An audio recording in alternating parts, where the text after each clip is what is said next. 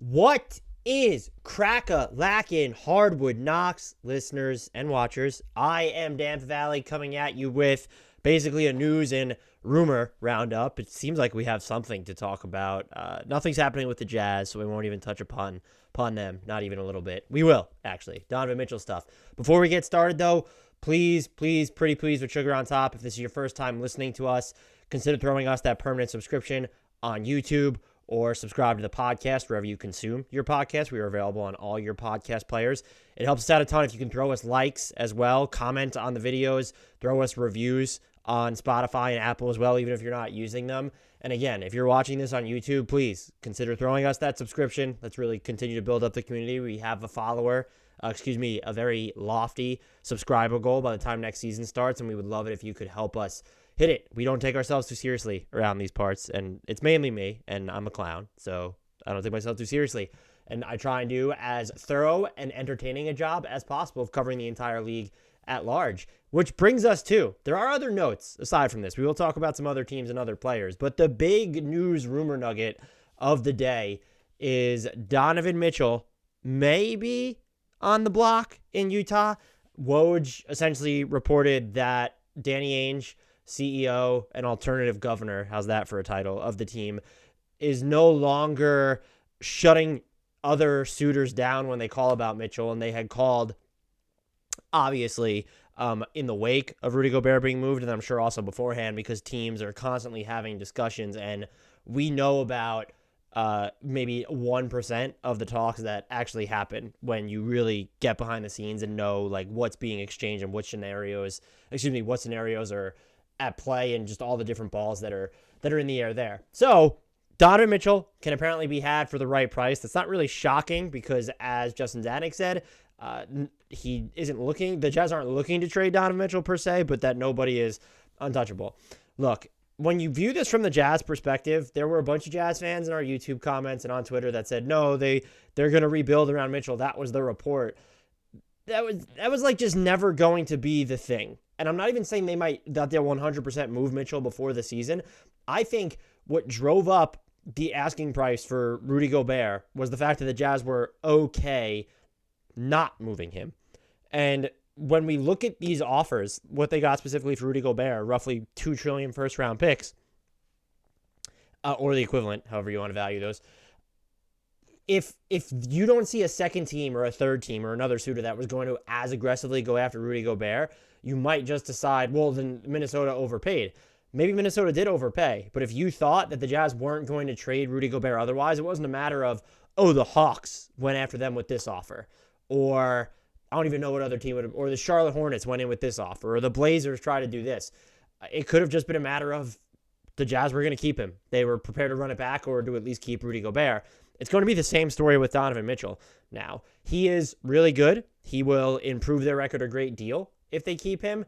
Their roster that they have now, the moves can't be done even if you keep Mitchell. It's so damn guard heavy. But he's not someone who's going to torpedo like your retooling or your rebuild if you hold on to him. So I think there is, I probably would bet against it at this point, him starting the season in Utah, but there's still a scenario in which this leaks into the season.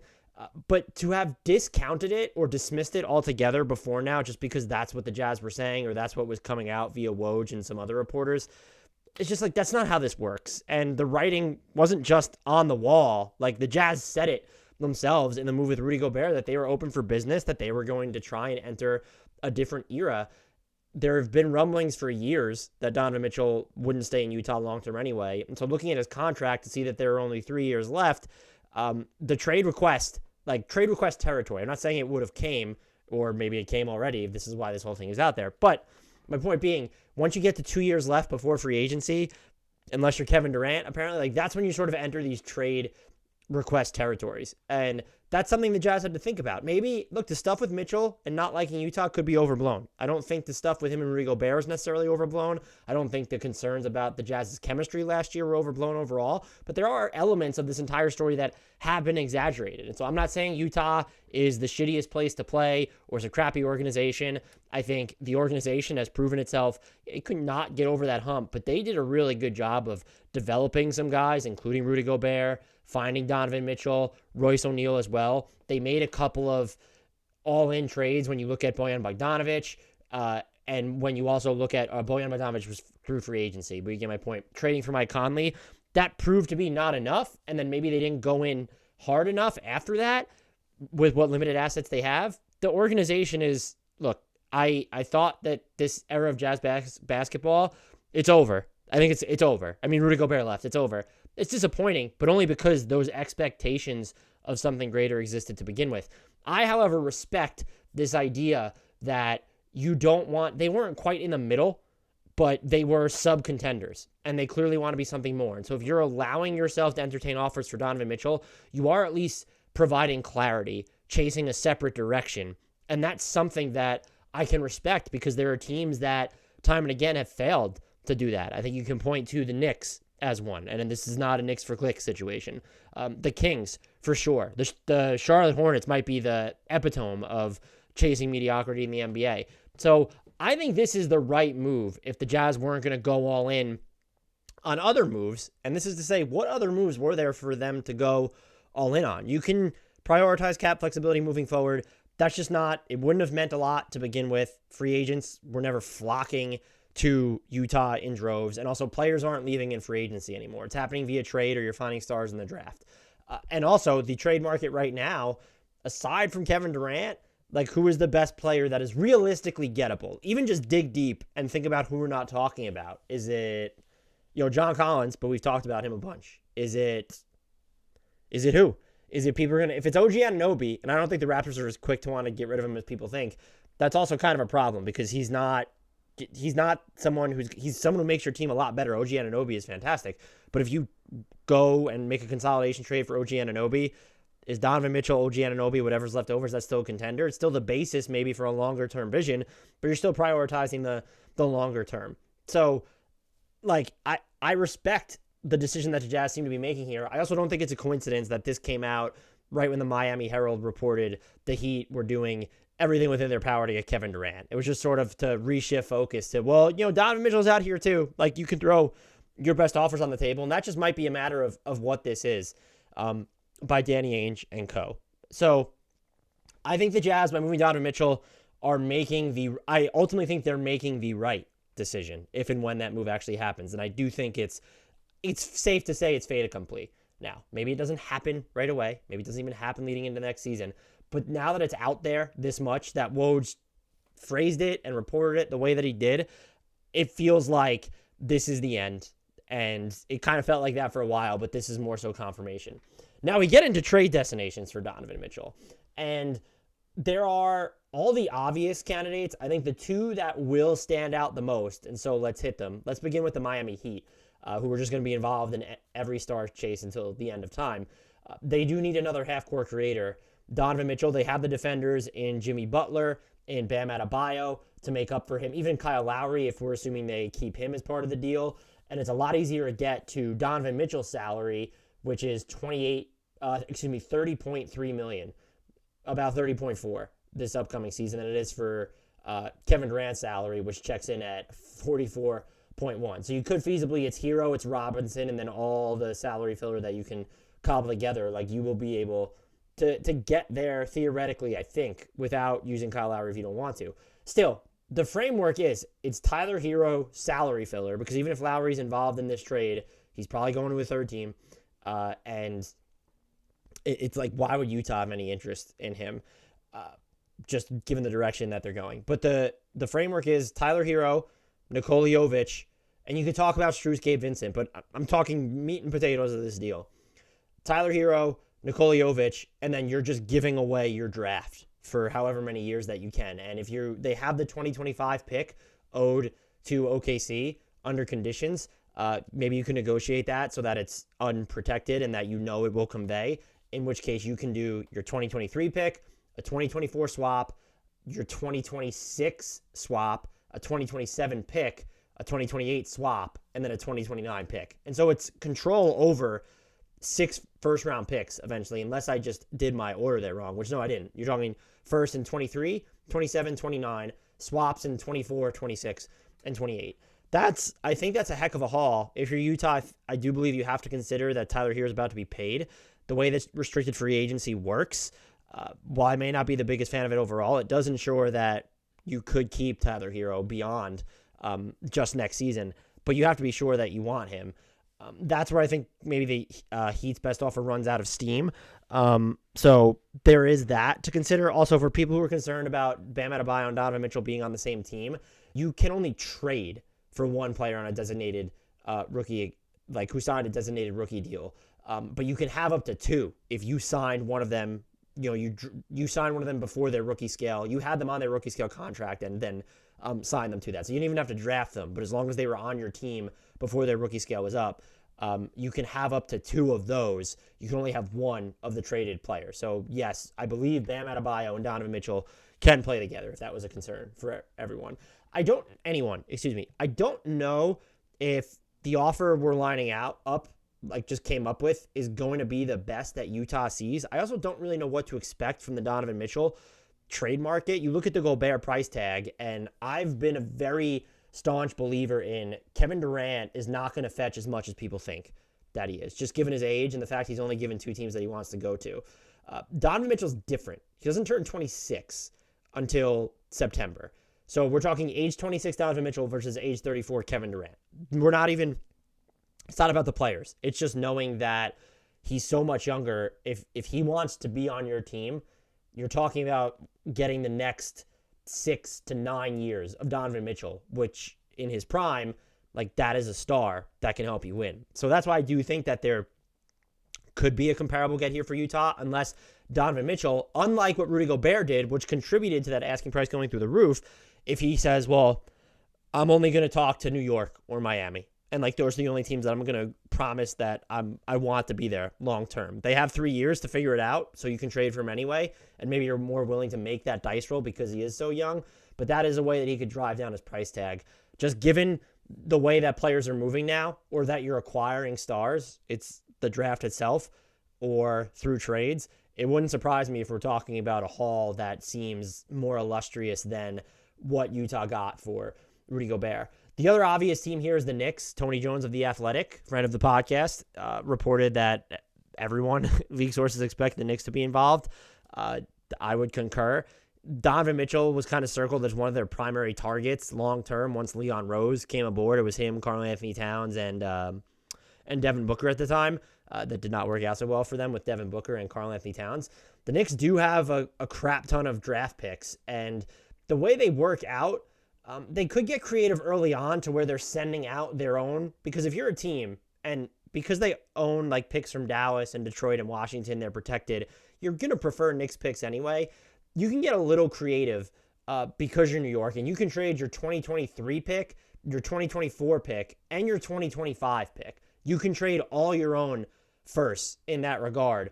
If I'm Utah, those are not the picks that I'm as interested in. You're going to see how far the Knicks will go out anyway, but you're probably looking at, just post-dating Donovan Mitchell's current deal, or just like at least 2 to 3 years out. And Mitchell is slated right now for free agency in 2025, which I think he has a player option. That's just in time for the projected salary cap spike. So I think for starters, that's like the earliest draft pick that you would care about. So it's 3 drafts away. You don't, 2023, 2024, if the Knicks have Donovan Mitchell, you expect them to not be, if they're a lottery team, they're not going to be one of the worst ones. And so that's where the Knicks can, they can still get a little creative, but they can't trade just all their first picks because they have these other teams' picks. They would have to do swaps still. That's just my point. That's me not being able to verbalize what I'm thinking, I suppose. So if you're the Knicks, though, you could include, in terms of physical picks, you can include up to, I think, 8 physical first-round picks, and that's not even counting swaps.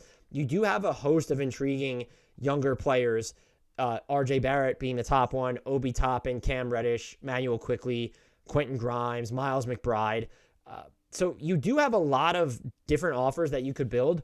Where the Knicks are going to struggle here is their primary salary matching is either, one, can't be traded right now, looking at Jalen Brunson, who just signed, Isaiah Hartenstein, he doesn't even make that much, but like those 2 guys who can't be traded, or they're sort of considered net negative money, where Julius Randle, about to begin a 4-year, think it's the $112 million extension. If he plays kind of like he did at the close of the season or just anything like he did during 2021, that deal looks like a steal against the rising cap. But for a team like Utah, that doesn't really jive with the timeline.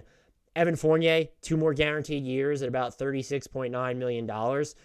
That's not going to be something that Utah values. And so now all of a sudden you have to compensate them for taking on those deals. Certainly Fournier, maybe you can rope third and fourth teams in that are happy to send out expiring money for Julius Randle. But like, you're not going to get, I don't think you get any real asset value out of Julius Randle, even if you try to reroute him.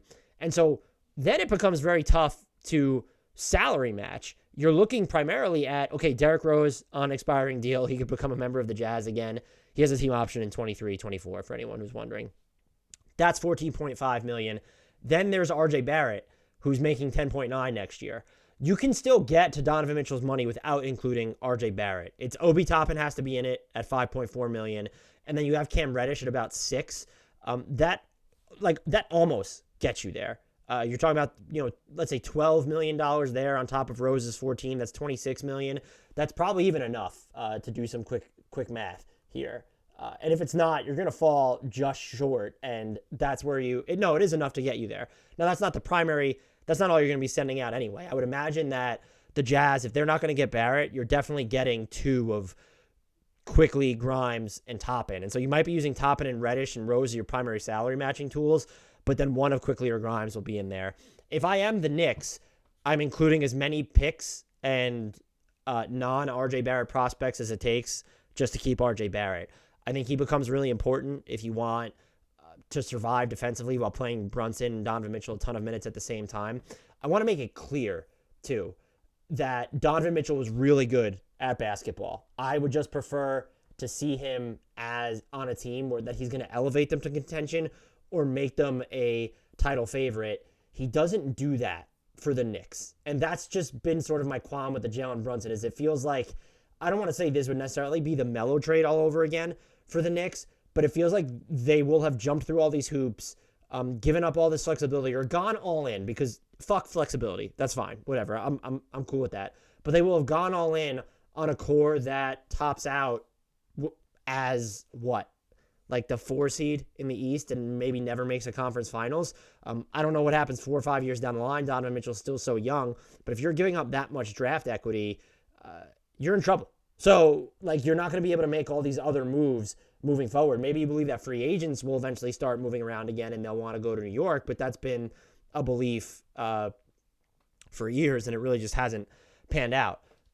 To Donovan Mitchell's credit, though, I think, there was everything on Twitter is basically condescending at this point, where people were like, oh, I feel like no one knows how good Donovan Mitchell is anymore because he had a rough postseason. I really just don't think that's it. I think certain teams are in a situation where unless you're skewing so young where you're going to have assets to spare and you want Donovan Mitchell there, or you're just at the top of the mountain, the teams that are closer in the middle, without him actually elevating you to championship contention, it's fine if they don't want him or if the fan base doesn't want him.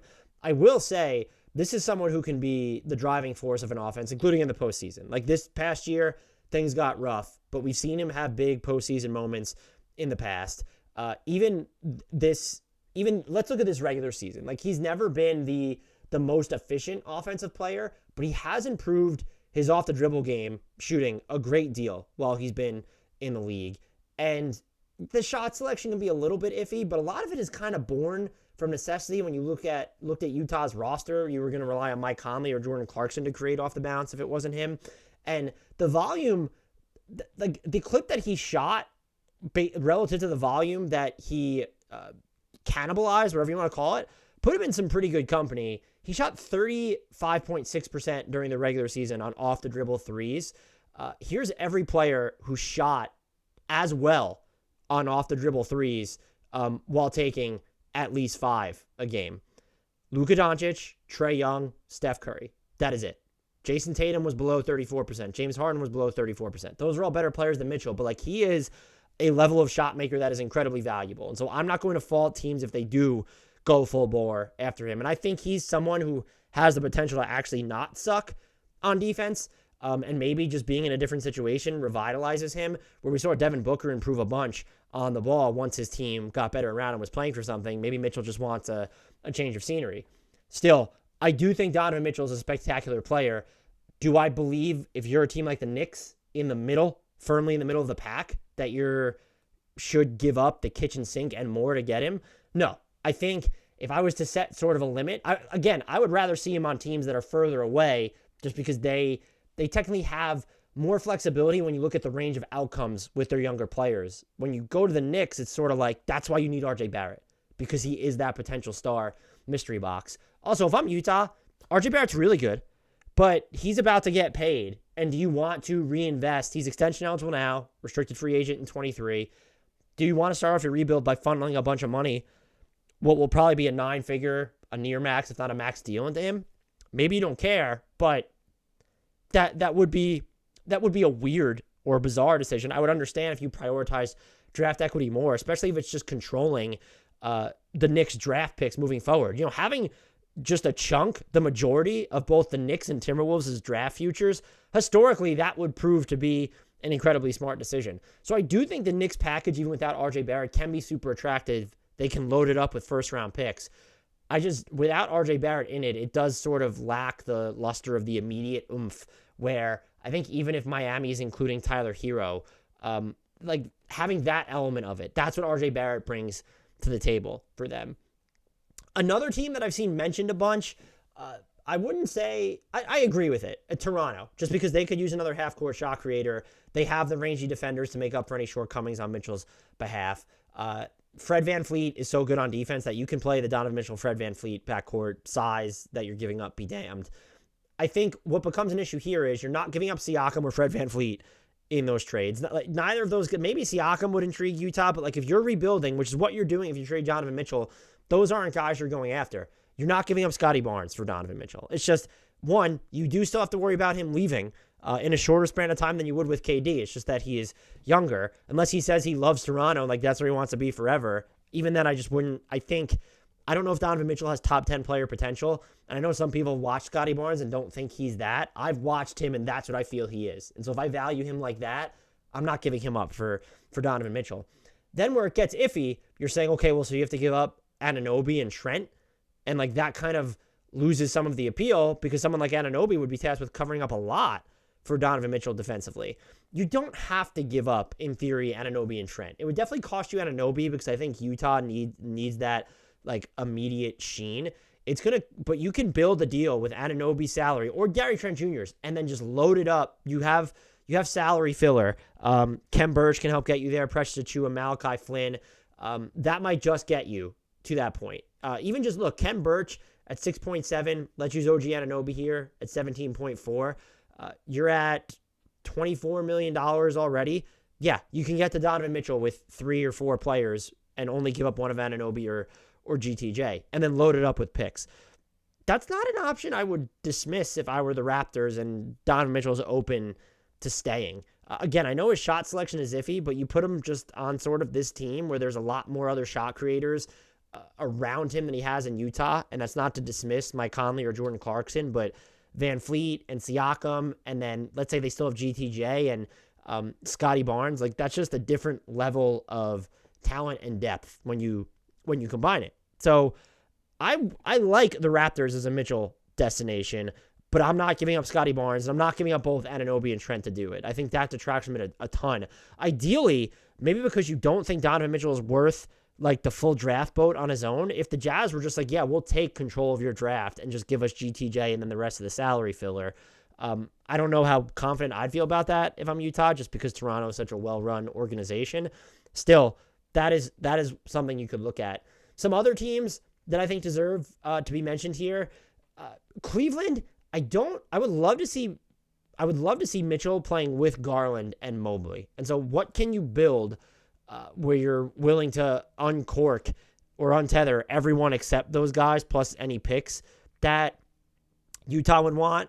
I don't know, like, if you're giving up Akbaji and Okoro in there as well, is Utah interested in a Sexton sign and trade? I don't know that they would want Jarrett Allen. I mean, him at $20 million a year per seems about market value, and he's really good. And so just to have that, I think you would insist on him being in there. It helps with salary matching, one. And that's a deal you want, I would say, on your books moving forward. He has 4 years and $80 million left with the cap rising. You could flip that later if you wanted, or he's still really young. I think he just played out his age 23 season, if I'm not mistaken. So he's going into his age 24 season. I don't know if that offer is aggressive enough. You would really have to love Jared Allen, but maybe you're also fine with, well, we want control of Cleveland's draft. And that's a little bit complicated by the fact that they currently owe, they don't. They owe a first round pick to Indiana, but it's lottery protected next year. And then that's it. There's no encumbrances there. And if you're Utah, I am more interested in the distant Cleveland picks. Maybe there's a little bit riskier there because you're like, well, that means Mobley and Garland and Mitchell are further into their prime, so they're technically better. I just don't think distant first round picks are the way to go. Would love Donovan Mitchell on the Cavs. I just don't think they have the equity to get him.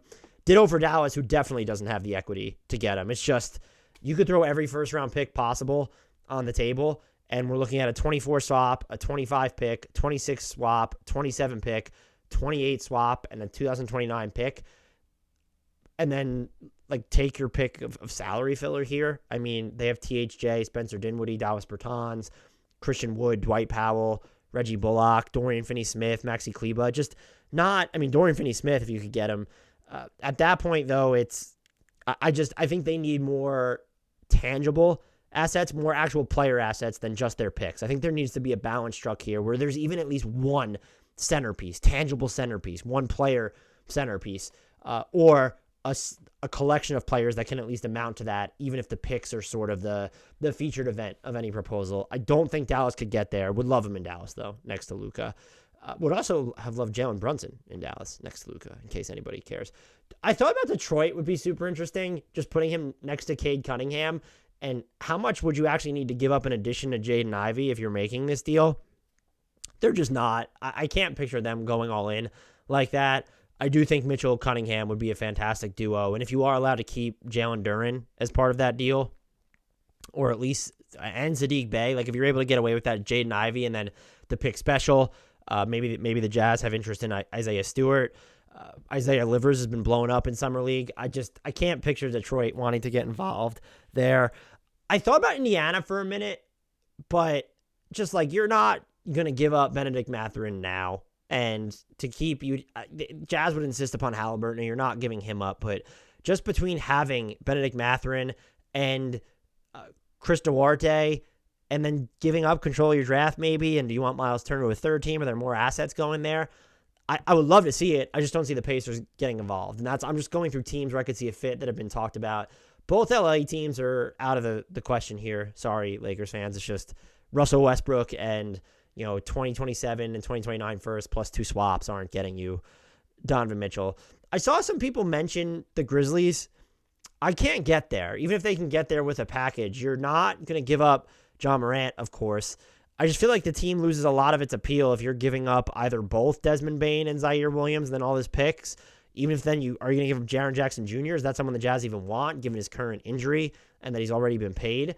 I do think a deal, it could be made if you're willing to put Zaire Williams and Desmond Bane on the table. I just question, okay, well, what's the resulting team there? There's also just so much overlap between Ja and Donovan Mitchell, 2 guys who operate best with the ball in their hands. It'd be way easier to fit, again, Cade Cunningham next to Donovan Mitchell, Jalen Brunson next to Donovan Mitchell, a Kyle Lowry next to Donovan Mitchell, if you keep that. And there's, you could run into some limitations when you're looking at Bam and Jimmy Butler and Donovan Mitchell, but it's just a little bit different. None of those, John Morant is very much the heart and soul of the Grizzlies offense, and Butler, Lowry, even Bam, they have more experience playing off the ball, even during their times in Miami, but Lowry, of course, overall. I don't love the fit. I think it could work.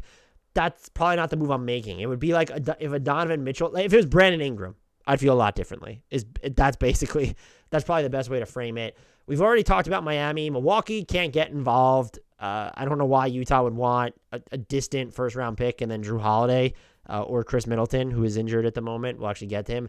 Minnesota already has its Jazz on the roster. The Pelicans, I saw some people actually mention them.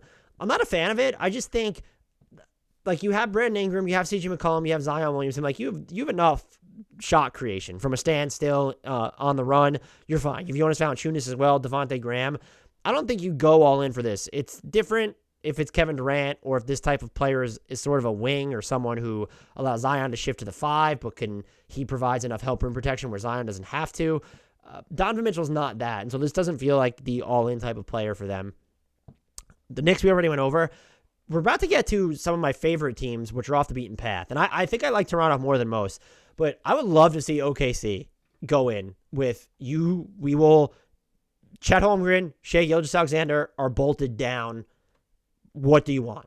How many picks? We've got Clippers picks. We've got Houston picks. We have one of the Jazz's picks. I think they have Utah's 2024 first. They have a Philly pick.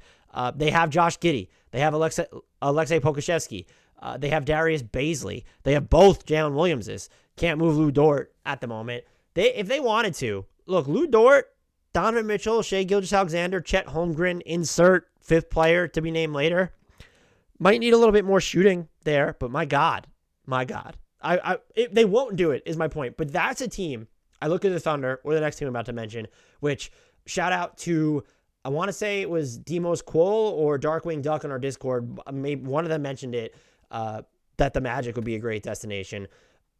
The Thunder, though, I would love. It would just be so out of character, but that's the type of team where it's like, I feel better about them going after Donovan Mitchell because there's still so much room to grow for a bunch of their other players and their window in general. And also the Thunder specifically have so many fucking picks that they would, even if they gave Utah as much as you could imagine, they're going to have some left over to continue making moves. And they also haven't committed as many big long-term deals like the Knicks have.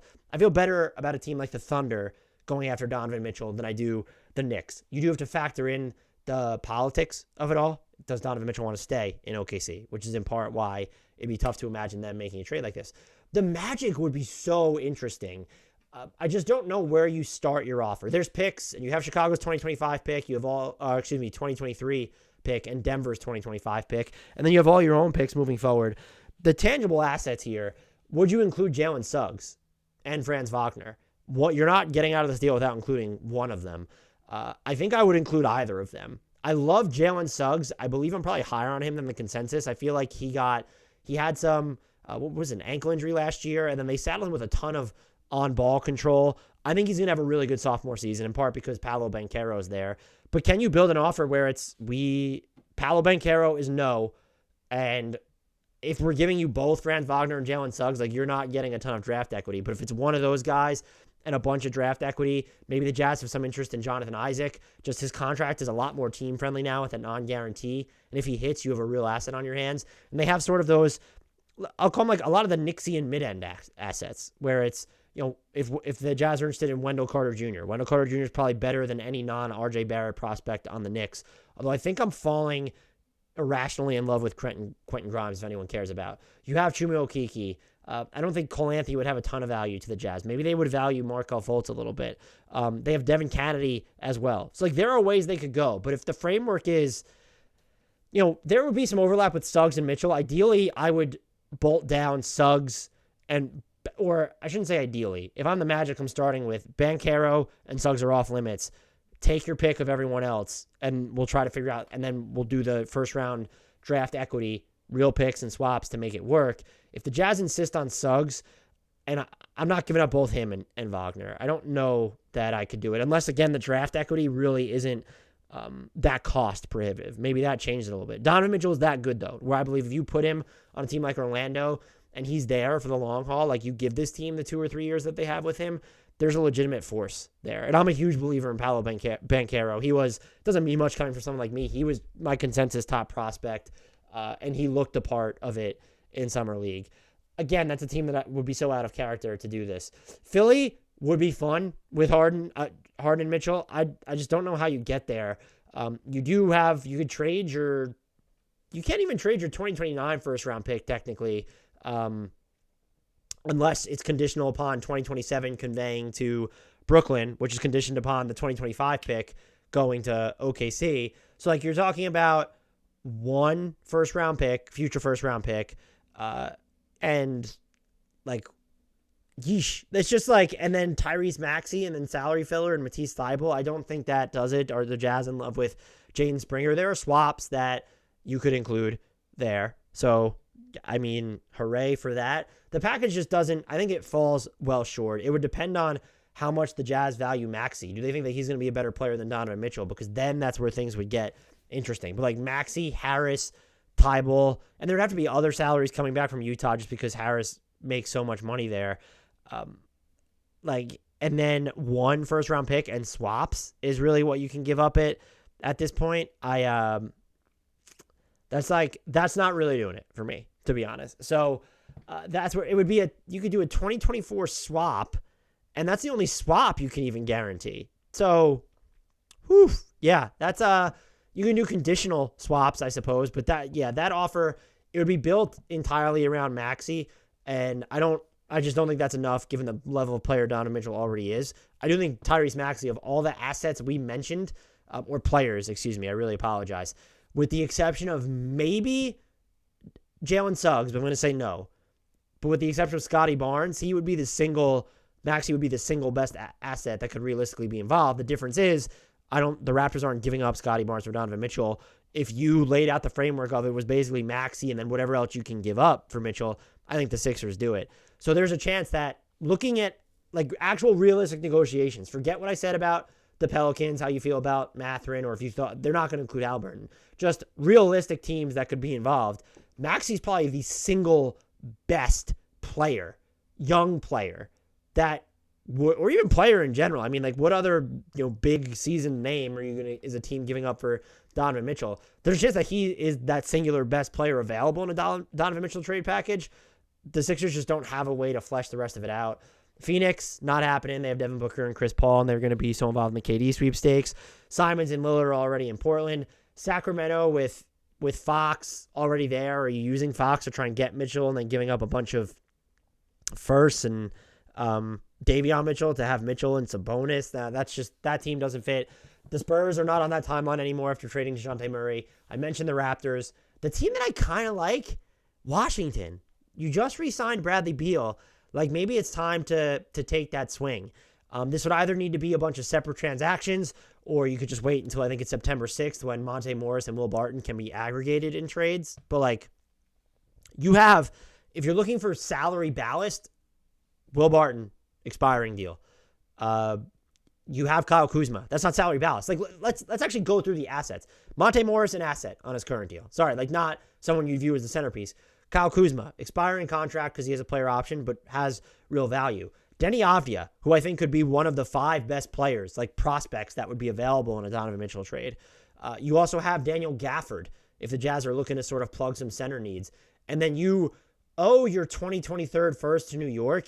It's lottery protected next year, top 12 and 24, top 10 and 25, top 9 and 26. So it's protected a great deal. But if you're the Jazz and they're going first allowable, or maybe Washington can negotiate it with the Knicks so that's unprotected in 23, I don't know if the Knicks would help Washington get Donovan Mitchell. Like you can build, if you have Avdia and you're throwing Monte Morris in there eventually, let's say Avdia, Gafford, Kuzma, so let's go Kuzma, Monte Morris, Avdia, Gafford, and then as many first-round picks as you could sort of stomach. Maybe your team loses some of its luster. I'd fight to keep Kuzma. I think would be most important. You're just not getting out of this deal with Avdia still in your possession. So let's just say Morris, Avdia, Gafford, and then whatever filler is necessary. That's why you have Will Barton there. And all the picks, is that just, and let's just say, for argument's sake, it's first allowable draft. You'll give up 2025, 27, 29, and then you can give up 3 swaps, 24, 26, and 28. That's if you can get the Knicks to just take 23, essentially. That's a really competitive offer. And Donovan Mitchell and Bradley Beal are going to be one of the worst defensive backcourts in the NBA, probably.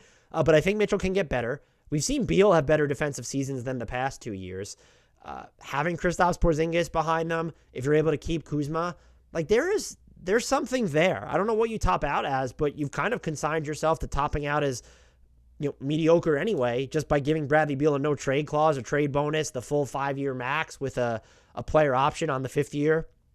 So I think the Wizards would be a sneaky destination that I could see, or at least a team that would really go all in on a Mitchell trade. Where would I even, knowing that Kyle Kuzma is going to free agency, are they really going to get hung up in keeping Kyle Kuzma in these talks? But if you can make it so that the Knicks are just going to take 2023, or the Jazz are okay with you saying first allowable terms, in which case they're banking on you making the playoffs next year, essentially. That trade, I think, just becomes a lot more interesting because I think Denny Avdija could be really good. He's already one of the most underrated defenders in the NBA. I think there's a lot more playmaking he has to offer, some physicality on drives. Shooting probably needs to improve. And then they have some flyer throw-ins too that I don't think any of them amount. Johnny Davis, I can't believe I forgot about him. So that's a first-round pick right there. Are they interested in Isaiah Todd? I doubt they're going to be interested in Rui Hachimura is a whatever. Ditto for. Maybe. Anthony Gill can't even be traded right now, so it doesn't matter. But that's it. I think the Wizards could be a dark horse here. But those are the destinations that we gone through for Mitchell. Some of them are my favorite. Some of them are not. If I had to pick my favorites that I like, that I think should go after Mitchell, I like, and that could realistically at least get him. And I'm not even going to, fuck being real here. It's just the plausibility of if they wanted to throw their hat in the ring. Miami, of course. And then I love OKC and Orlando, Washington, and Toronto. I think he'd be fine in New York. I think New York and Miami are probably the most realistic destinations here, if we're being honest. But my favorite ones would be, I want to say Dallas, but they just don't, and Cleveland. I just can't imagine them having the horses to get in the race. But I'll throw Cleveland in there, just because they at least have real assets other than their picks to offer. So let's go Cleveland, Miami, OKC, Orlando, and Washington. I think I like him in Washington a little bit better and I'll throw Toronto in there. Those are just my 6 teams, but I think you need to keep an eye on the Knicks certainly as well in there. Did I just name everybody but the Knicks? That's kind of fucked up. No, there's Dallas in there. Again, I don't think in Atlanta, Boston, Brooklyn, those teams aren't going to get involved. If Brooklyn wanted to get involved, Ben Simmons has to go somewhere else. But yeah, so the Donovan Mitchell sweepstakes, they have begun apparently, or they've been underway for quite a while. Keep your eyes peeled on that. Did just mention the Nets and already mentioned that the Heat are apparently doing whatever they're trying with whatever they can to get Kevin Durant. This is going to be one of those podcasts where I'm talking way too fast, by the way. I've tried to take the reviews to heart, but it's just not working when I get apparently rolling like this or when it's 4:00 in the morning Eastern time. Anywho, so Brian Lewis of the New York Post had a report from a source close to Kyrie Irving that says he never asked for a trade. One of the quotes from this was, how did we get into this situation about trade when he opted in? The source asked rhetorically. Here's the situation. He opted in, which means he has every intention of playing with the Brooklyn Nets. KD decides he wants out, and now everybody is talking about trading Kyrie, right? Kyrie has not asked for a trade. Now, if the Nets don't want him, that's something totally different. Kyrie has not said he wants a trade. He opted in. So where did the trade conversations come from? Okay. I have no doubt, Brian Lewis, he's plugged in with the Nets. He's been around them for a while. Shout out to him. This logic is so fucking stupid. Kyrie Irving did not give this unheard of display of allegiance by opting in. He opted in because the alternative was taking the taxpayer mid-level exception from the Lakers. A difference of more than $30 million in salary. That's why he's in Brooklyn. They gave him permission to suss out sign and trade scenarios or teams that wanted him. He didn't find any. And now we're even hearing rumors about the Lakers are the only team that would actually want to trade for him in the first place. Let's stop pretending that Kyrie Irving opted in and now it's the Nets that don't want him. They don't want each other. I'm not even trying to come up with a protagonist in this situation. The Nets fucked up. KD fucked up. I don't want to hear about the Lakers. I don't feel bad for Kyrie in any of this. There are so many failures from so many different parties, but Kyrie wanting to play for the Nets, no, he doesn't want to play for the Nets. And there's no justification in he opted in so he wants to be there. No, he opted in because he had no other fucking options. That's why Kyrie Irving is still in Brooklyn. If Kyrie Irving had his druthers, he would have found, I have no doubt he would have wanted a sign and trade from a team that could work it. I have no doubt that the Lakers would have signed and traded for him, but doing that and working within the confines of the hard cap and having AD and LeBron was virtually impossible, if not outright impossible, unless he was going to take a pretty sizable pay cut. And maybe the Nets, even then, the Lakers' trade assets were Russell Westbrook as the primary salary ballast. It would have taken probably so many teams to make it work. This is just the spins are getting lazy when they're coming from sources. We need to, can we at least be creative about it where it used to feel like, or maybe I was just ignorant back then, but that the reporting just wasn't so transparently wrong, and not even on, this is not a shot at Brian Lewis. It's just the actual justification from the source Like, can you come up with something more creative, or at least lie about the backstory of, yeah, he was never, acknowledge that he was never looking for a sign and trade. He always wanted to be here. Come on. KD asked for a trade in part because of a reportedly anyway, how the Nets treated Kyrie Irving. I fully believe that, given how committed KD seems to Kyrie Irving. But I'm not trying to get inside these players' minds. It's just clear the order of operations and the way in which this happened. Kyrie doesn't want to be in Brooklyn. And again, even if this isn't about him wanting out from Brooklyn, he opted in because he had no other options. It's a 1-year commitment to the Nets where maybe it made it more likely that they would trade him to the Lakers because the Lakers didn't have to worry about the hard cap then, or that another team would roll the dice in acquiring him mid-season. This was not him being loyal to the franchise he always wanted to play for and doing right. Opting in is not a real commitment when you were trying to find your way out and it's only 1 extra year. A commitment would have been hashing out a long-term deal. That goes for both Brooklyn and Kyrie, by the way. The Nets didn't want to pay Kyrie long-term. Kyrie didn't want to sign long-term for what they were offering. If they gave him a max deal for the full boat, I think he probably would have signed it. But that's not loyalty. He wanted his max deal. And you know what? He's entitled to want his max deal. I'm not going to implore players to take the type of pay cut that James Harden did with Philly. I do think his new salary is more in line with how valuable he was last season. But he, on an open market where there was cap space, there would have been, or even this market, if he wanted to leave Philly, there would have been a team that gave him his max. They would have figured out a way to create space. It wouldn't have been Detroit. It probably wouldn't have been San Antonio or Orlando. There would have been a team that figured out a way to give James Harden his max. So he did take a pay cut. I'm not saying Kyrie should have done that to stay with the Nets. I don't care. You don't need to be loyal in this business. Teams aren't going to be loyal to you. Ask Blake Griffin about loyalty. Ask KG how loyalty burned him in Minnesota. You don't need to be loyal. I'm not criticizing Kyrie Irving for that. I'm raging against the idea that he displayed some type of allegiance or, championed some higher form or like of morality by just opting into his contract to make the most money possible next year, because the only other option was taking a pay cut to play somewhere else in free agency, since he clearly couldn't find any sign and trade partners, at least that he wanted to go to. Maybe there were teams that were willing to acquire him. I'll tell you right now, it wasn't the Knicks. And it might have been the Lakers. Was it the Mavericks?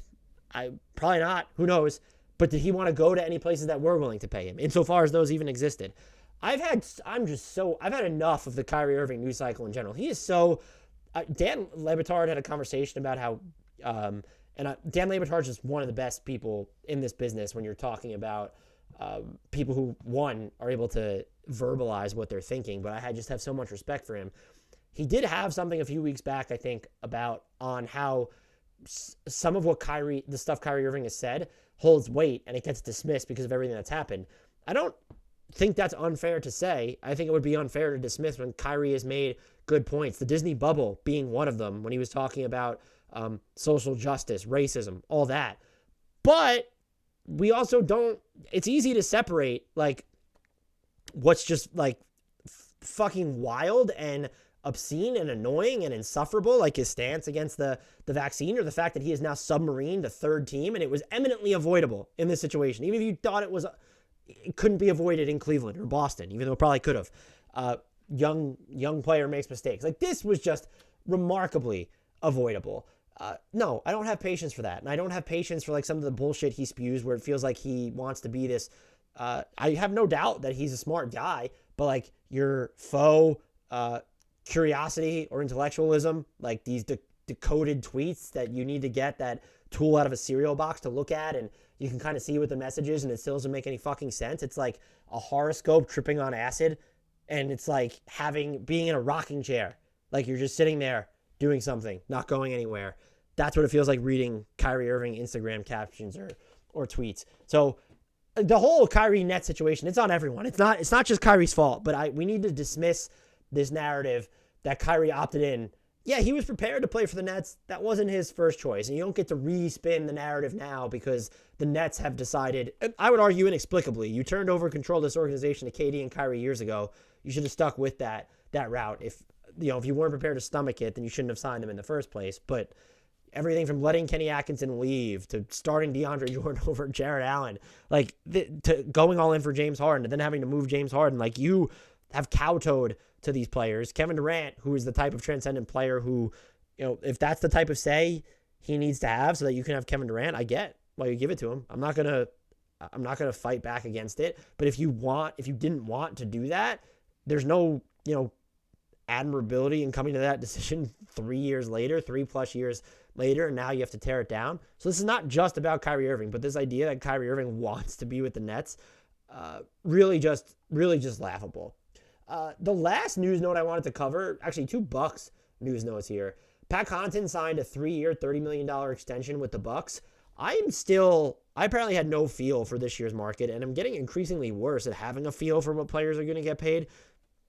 He picked up his $5.7 million player option. So this is essentially a 4-year, $36 million deal. He's not signed for the next 4 years at less than the non-taxpayer level exception. I just thought relative to the wing market, there would have been teams that gave him the full mid-level exception, and a 4-year deal on that would have been worth into the 40s. So closer to, PJ Tucker got 3 years and $33 million from the Sixers.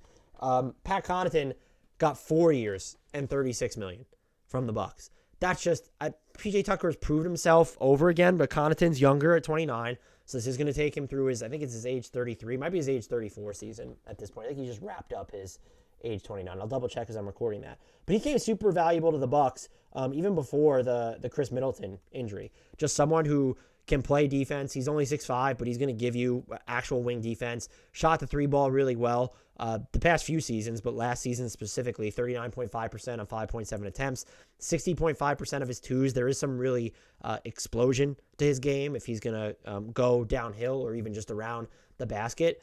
Incredibly valuable. And so, yeah, this takes him through his age 34 season. Maybe age came into play with that, but I thought he would have gotten paid more. It's a bargain for the Bucks. Maybe he's happy with his role there. But he did win the championship with the Bucks. Why wouldn't you be happy with his role there? So real estate connoisseur Pat Connaughton is staying with the Milwaukee Bucks for the next 4 years. Is under a 4-year deal. That's big time for them because they do need wing help. But in other Milwaukee Bucks news and less savory news at that, it was announced today that Khris Middleton underwent wrist surgery to repair a ligament in his left wrist.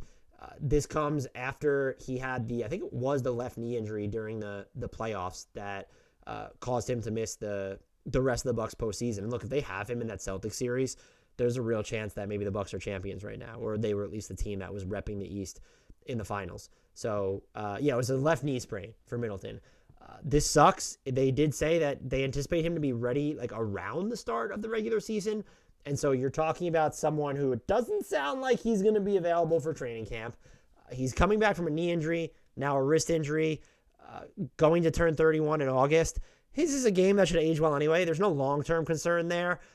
Just something to monitor. Can they figure out a way to maybe get another wing? And I think his presence, along with Connaughton, and then, of course, having Drew Holiday, allows you to downsize in ways where it's like even if Giannis is playing with Bobby Portis, or maybe you wanted to downsize to the point where Giannis is really the de facto 5. It gets a lot harder to do that now because Joe Ingles, who you signed, I liked the signing, but he's probably out until February. Now you're not going to have Khris Middleton, I would guess, to start the season. You start to run out of wings really quickly. It's very good for them that they brought back Wesley Matthews. Myself and Ty Windish from the Eurostep podcast will be elated that maybe Marshawn Beauchamp gets to have some reps. If he hits the 3 ball at a league average clip in the NBA, based off what he can do inside the arc and I'll call it malleability because I don't know if it's necessarily scalable, but he's definitely flexible on the defensive end. I think the number 24 pick, he has a chance to be one of the bigger steals we look back upon. Maybe he gets some early rotation minutes. Are you leaning just a lot on Grayson Allen? That's an issue. Are you able to acquire another wing somehow as a result of all these trades that seem like they're going to go down? I mean, Utah doesn't really have any wings that would help you, if we're being honest. Malik Beasley would definitely be a defensive upgrade over a Grayson Allen if that's the minutes you're sort of looking at. You would have to defend. You would have to play either Connaughton or Beasley up a ton since they're both kind of like 2s. I trust Connaughton actually more at the 3 as a decision maker defensively than Beasley, even though his physical tools are better. Maybe there are cheaper wings. What does it take to get Kenrich Williams out of OKC? He would help Milwaukee a ton right now. Jay Crowder's availability is floated out a ton in Phoenix. You could probably justify if DeAndre Ayton's leaving and maybe Phoenix doesn't get a big back. Does Brook Lopez for Jay Crowder make sense? That's a lot to give up for the Bucks because Brook Lopez is really important to what they're doing too, playing alongside Giannis, as my voice cracks. My whole point is I don't have a long-term concern here. It's if Khris Middleton's good for the playoffs, the Bucks need to be no worse than the third favorite to come out of the East. There's Boston, there's Milwaukee, and like that's it for me right now. I'm becoming very close to maybe putting Philly in that. Just James Harden doing the about face into like a protagonist. He's in shape, took a $15 million pay cut. I'm not endorsing it, but I'm just like the story behind it so that the Sixers can get PJ Tucker and Daniel House, use the mid-level, non-taxpayer mid-level and the biannual both. And then the fact that he left Brooklyn because of Kyrie, and I just can't stand Kyrie. He's quickly become a protagonist for me. And I was never one to really despise James Harden to begin with. I know a lot of people don't like him based off his, I guess, the way he left Houston and Brooklyn, which, fair. Based off his party life or the way he's come into camp out of shape at points, where it seems like he's always working his way into shape. And then, of course, his playoff follies. Fantastic player, though. I'm not ready to put Philly there, and I don't think there's anyone else. Even Atlanta, post DeJounte, have higher hopes for Cleveland this year if Chicago stays healthy. Miami's probably the closest. Miami or Toronto. Miami, Toronto, and Philly are like that tier, but it's Milwaukee and Boston. And we don't need, I don't know if people are forgetting to talk about Milwaukee, but because they're absent, this huge splash in free agency, and now Middleton's injured, and because of the fact that Boston is just the toast of the East at this point, and again, they made a big move with Brogdon. The Sixers made some bigger moves with Tucker. Daniel House, Melton's going to be fantastic for them. Miami maybe ending up with Kevin Durant or Donovan Mitchell. If they get them, yeah, we'll relitigate this. But it's Boston and Milwaukee and everyone else still in the East to me. And I think Philly, Miami are the closest there. Maybe Toronto. This was great. I went too long on just those few news, rumors, nuggets. If this was your first time checking us out, please throw us that permanent subscription on YouTube. That helps us out a ton. We're trying to build a community, ambitious subscriber goals. So if you're listening to this via podcast, head over to YouTube, hit that subscribe button, like and comment on all our videos to juice the algorithm. If you're listening or watching this on YouTube, please head over to your podcast player and subscribe to Hardware Knocks is there. Leave a rating and review. Anything you can do to help us continue building this community, gain more exposure, is immensely appreciated. You've seen all my social handles. They're in the podcast description, YouTube description. Get at me, ask me any questions. I try and stay engaged. Join our Discord. The link to that is in the YouTube and podcast descriptions as well. If you're new around here, get ready for my favorite part of every podcast, which is when we leave you. I don't like leaving you, but I enjoy leaving you with a shout out to the one, the only, the actual single most important trade asset, tangible trade asset that could be available in Donovan Mitchell talks. But maybe he's not available because I wouldn't want to get rid of him if I'm the Dallas Mavericks. Frank Ntilikina.